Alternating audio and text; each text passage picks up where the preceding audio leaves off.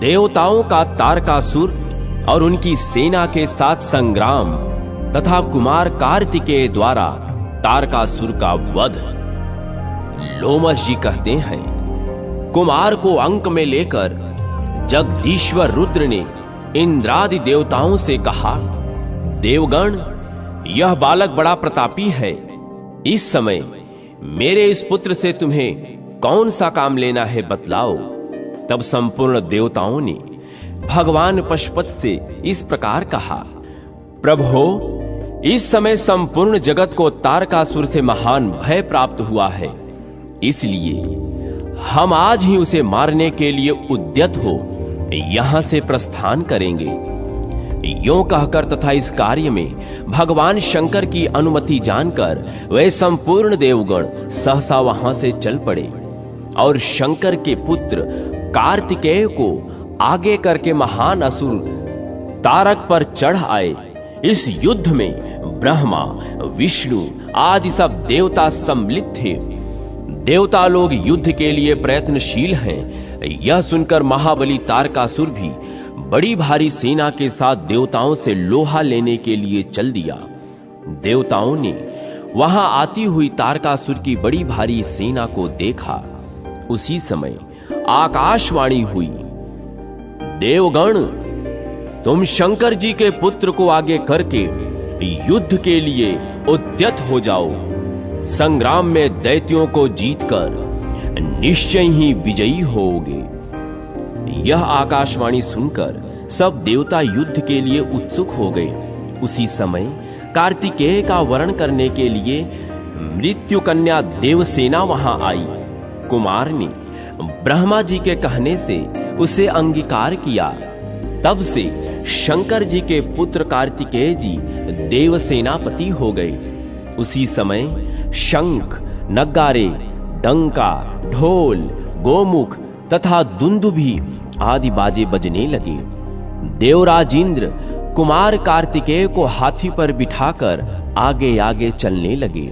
उनके साथ देवताओं की बड़ी भारी सेना थी और लोकपालों ने भी उन्हें सब ओर से घेर रखा था।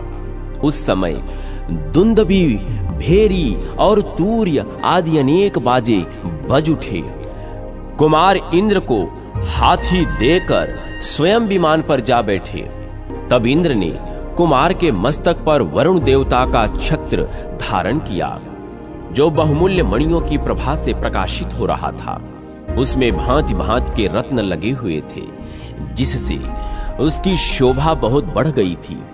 वह छत्र चंद्रमा की किरणों के पड़ने से अत्यंत शोभायमान जान पड़ता था। उस समय युद्ध की इच्छा रखने वाले इंद्र आदि संपूर्ण महाबली देवता अपनी अपनी सेना के साथ युद्ध में सम्मिलित हो गए। अपने गणों के साथ धर्मराज भी वहां उपस्थित थे। मरुद गणों के साथ वायु, जल जंतुओं के साथ वरुण, गुहयकों के साथ घिरे हुए कुबेर, प्रथम गणों के साथ ईशान और व्याधियों के साथ नैऋत्य युद्ध के लिए आए थे। इस प्रकार आठों लोकपाल युद्ध की इच्छा से मिलकर तारासुर को मारने का विचार करते थे। विश्ववंद शिवपुत्र सेनापति कार्तिकेय आत्मज्ञों में श्रेष्ठ थे। उन्हें आगे करके सब देवता पृथ्वी पर उतरे और गंगा यमुना के बीच अंतर्वेदी में जाकर खड़े हो गए। तारकासुर के अनुचर भी पाताल से वहीं आ गए और देवताओं का वध करने के लिए अपनी सेना के साथ युद्ध स्थल में विचरने लगे। तारकासुर भी विमान पर बैठकर वहां आया। उस विमान से उसकी बड़ी शोभा हो रही थी। वह असुर बड़ा तेजस्वी था। उसके मस्तक पर छत्र तना हुआ था और सब ओर से चंवर डुलाए जा रहे थे। इससे दैत्यराज तारक बड़ी शोभा पा रहा था। इस प्रकार देवता और दैत्य अंतर्वेदी में आकर बड़ी भारी सेना के साथ खड़े थे। उन्होंने अपने सैनिकों के साथ पृथक पृथक व्यूह बना रखे थे। हाथी, ऊंट, भेड़े, भांति भांति के घोड़े तथा बहुमूल्य मणियों से युक्त विचित्र विचित्र रथ भी व्यूह के आकार में खड़े थे। बहुत से पैदल योद्धा शक्तिशूल फरसा, तलवार, तोमर, तीर, पाश, मुदगर और पट्टिश आदि शस्त्रों से सुसज्जित थे। देवता और दैत्यों की वे दोनों सेनाएं एक दूसरे के अपेक्षा सजकर बड़ी शोभा पा रही थी। उसी समय देवताओं ने दैत्यों को मार डालने का निश्चय किया। तदनंतर दोनों सेनाएं मेघ के समान गंभीर स्वर में गर्जना करने लगी। महाबली देवता और असुर एक दूसरे से भिड़ गए। उनमें घमासान युद्ध होने लगा। बाणों की बौछारों से वहां का सारा मैदान रुंड मुंडों से भर गया। कितने ही धड़ बिना मस्तक के नाच रहे थे। रक्त की नदियां बह चली। वह युद्ध बड़ा भयंकर हो रहा था। थोड़ी ही देर में देवताओं और दानवों का संहार करने वाला वह युद्ध द्वंद्व युद्ध के रूप में परिणित हो गया। वायुदेव के साथ दन कुमार युद्ध करने लगा। यंभ के साथ स्वयं यमराज भिड़ गए। बल के साथ वरुण और पद्म के साथ कुबेर युद्ध करने लगे। अग्नि से संहाद का सामना हुआ। महाहनु नए रिक्त के साथ लोहा लेने लगे। मेघाभ ईशान के साथ और तारकासुर इंद्र के साथ भिड़ गया। यक्ष, पिशाच, नाग, पक्षी, पितर, व्याधि, ज्वर, सन्निपात तथा भूत, प्रमथ और गुह्यक गण भी अनेक प्रकार के अस्त्र शस्त्रों से युद्ध में संलग्न हो गए। वे सब के सब दृढ़ निश्चय करके द्वंद्व युद्ध में तत्पर थे। कभी एक दूसरे पर विजय पा जाते और कभी परस्पर विजय पाना उनके लिए अत्यंत कठिन हो जाता। विजय की इच्छा रखने वाले देवता और दानवों में जब इस प्रकार घमासान युद्ध चल रहा था, उस समय देवता लोग दावानल से दग्ध हुए बड़े बड़े वृक्षों की भांति उस युद्ध स्थल में गिरने लगे। गिरकर नष्ट हुए देवताओं की लाशों से उस समय सारी पृथ्वी अत्यंत भयानक प्रतीत होती थी। तारकासुर ने अपनी बड़ी भारी शक्ति चलाकर देवराज इंद्र को घायल कर दिया। वे तुरंत ही ऐरावत हाथी से पृथ्वी पर गिर पड़े और मूर्छित हो गए। इसी प्रकार अन्य लोकपाल भी महाबली असुरों से पराजित हुए। उस रणभूमि में युद्ध विद्या विशारद कितने ही देवताओं को हार खानी पड़ी। कितनों को प्राणों से हाथ धोना पड़ा और कितने ही युद्ध छोड़कर भाग खड़े हुए। इस प्रकार देवसेना को तहस नहस होती देख महातेजस्वी राजा मुचकुंद तारकासुर से युद्ध करने लगे। इंद्र बहुतेरे से असुरों से घिरे हुए पृथ्वी पर पड़े थे। उन्हें छोड़कर तारकासुर मुचकुंद से भिड़ गया। इस प्रकार मुचकुंद और तारकासुर में बड़ा भारी युद्ध हुआ। मुचकुंद बड़े बलवान थे। उन्होंने तलवार से तारकासुर पर ज्यों ही प्रहार किया, त्यों ही तारकासुर की शक्ति से आहत होकर वे रणभूमि में गिर पड़े। गिरने पर भी वे तत्काल उठकर खड़े हो गए और तारकासुर को मारने के लिए ब्रह्मास्त्र उठाया। तब नारद जी ने कहा, राजन, तारकासुर मनुष्य के हाथ से नहीं मारा जाएगा, अतः उसके ऊपर इस महान अस्त्र का प्रयोग न करो। भगवान शिव के पुत्र कुमार कार्तिकेय ही तारकासुर को मारने में समर्थ हैं, अतः तुम सब लोगों को शांत रहना चाहिए। नारद जी की यह बात सुनकर सब देवता मुचकुंद के साथ ही शांत हो गए। तब वीरभद्र ने त्रिशूल से मारकर तारकासुर को भारी आघात पहुंचाया। तारकासुर सहसा पृथ्वी पर गिर पड़ा और क्षण भर में मूर्छा में डूब गया।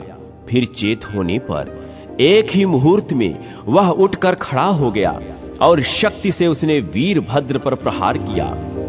भगवान शिव के सेवक महाबली वीरभद्र ने भी भयानक त्रिशूल से तारकासुर को पुनः चोट पहुंचाई। इस तरह ये दोनों एक दूसरे को मारने लगे। भगवान शिव के गणों में जो अत्यंत युद्ध कुशल और वीरभद्र के समान ही पराक्रमी थे, वे बैल पर सवार हो, मस्तक पर जटाजूट धारण किए, हाथों में त्रिशूल लिए तथा सर्पों का आभूषण पहने वहां आए और वीरभद्र को आगे करके दैत्यों के साथ लोहा लेने लगे। उन्होंने दैत्यों के साथ बड़ा भयानक संग्राम किया। उस युद्ध में प्रथम गण विजयी हुए। उनसे परास्त होकर असुर लोग युद्ध से विमुख हो गए। अत्यंत पीड़ित होकर उन्हें पराभव स्वीकार करना पड़ा। अपनी सेना को तितर बितर होती देख तारकासुर ने 10,000 भुजाएं प्रकट की। सिंह पर सवार हो रणभूमि में देवताओं का संहार आरंभ किया। उसने शिव के बहुत से गणों को भी मार गिराया। जान पड़ता था वह तीनों लोकों का संहार कर डालेगा। उसके सैनिकों ने समस्त शिव गणों को शत विशत कर दिया था तथा दैत्य सेना के सिंहों ने शिव गणों की सवारी के काम आने वाले सब बैलों को मार डाला। इस प्रकार उस रण क्षेत्र में जब भगवान शिव के पार्षद मारे जाने लगे, तब भगवान विष्णु ने शंकर जी के प्रिय पुत्र कुमार कार्तिकेय से हंसकर कहा, कृतिकानंदन, तुम्हारे सिवा दूसरा कोई ऐसा वीर नहीं है जो इस पापी तारकासुर का वध कर सके। अतः तुम्हें ही इसका संहार करना चाहिए। कार्तिकेय जी बोले, भगवान, यहां कौन अपने हैं और कौन पराये, इसका मुझे कुछ भी ज्ञान नहीं है। यह सुनकर देवर्षि नारद ने कहा, महाबाहो, तुम भगवान शंकर के अंश से उत्पन्न कुमार हो, इस जगत के रक्षक और स्वामी हो। देवताओं को सबसे बढ़कर सहारा देने वाले भी इस समय तुम ही हो। वीरवर, तारकासुर ने पहले भी बड़ी उग्र तपस्या की थी। उसी के प्रभाव से उसने देवताओं पर विजय पाई है, स्वर्गलोक को जीत लिया तथा अजेयता प्राप्त कर ली है। उस दुरात्मा ने इंद्र और लोकपालों को भी परास्त किया है तथा तीनों लोक अपने अधिकार में कर लिए हैं। वह धर्मात्माओं को सताने वाला है, अतः तुम्हें उसका वध अवश्य करना चाहिए। आज तुम ही रक्षक होकर सबका कल्याण करो। नारद जी की यह बात सुनकर कुमार कार्तिकेय बड़े जोर से हंसे और विमान से उतरकर पैदल चलने लगे। अपने हाथ में बड़ी भारी उल्का के समान देदीप्यमान और अत्यंत प्रभावशालिनी शक्ति लेकर जब वे रणभूमि में पैदल ही दौड़ने लगे, उस समय बलवानों में श्रेष्ठ तथा अत्यंत प्रचंड उस बालक को आते देख तारकासुर कहने लगा, अहो, यह कुमार अपने शत्रुभूत बड़े बड़े दैत्यों का संहार करने वाला है। अतः इसके साथ मैं ही युद्ध करूंगा। अन्य सब वीरों, संपूर्ण गणों, गणाधीशों और लोकपालों को भी मैं अभी मौत के घाट उतारता हूं। यों कहकर महाबली तारकासुर कुमार से युद्ध करने के लिए आगे बढ़ा। उसने एक अद्भुत शक्ति हाथ में ले ली। वह इंद्र का अपमान कर चुका था। उसे फिर वेग पूर्वक आते देख बुद्धिमानों में श्रेष्ठ इंद्र ने सावधान होकर वज्र से आघात किया। वज्र की मार खाकर तारकासुर व्याकुल हो पृथ्वी पर गिर पड़ा। गिरते ही वह पुनः उठकर खड़ा हो गया और बड़े रोष में भरकर उसने इंद्र पर शक्ति से प्रहार किया। इंद्र ऐरावत हाथी पर बैठे थे, किंतु तारकासुर ने उन्हें पृथ्वी पर गिरा दिया। उनके गिरने पर देवताओं की सेना में बड़ा हाहाकार मचा। इंद्र को पृथ्वी पर गिरा देख प्रतापी वीरभद्र अत्यंत कुपित हो उठे। वे बड़े बलवान वीर थे। उन्होंने हाथ में त्रिशूल लेकर इंद्र की रक्षा करते हुए महादैत्य तारक पर प्रहार किया। शूल के आघात से आहत होकर तारकासुर पृथ्वी पर गिर पड़ा, परंतु वह बड़ा तेजस्वी था। गिरने पर भी पुनः उठकर खड़ा हो गया। उसने बहुत बड़ी शक्ति लेकर वीरभद्र के वक्ष स्थल पर प्रहार किया। उसकी शक्ति के आघात से वीरभद्र भी धराशायी हो गए।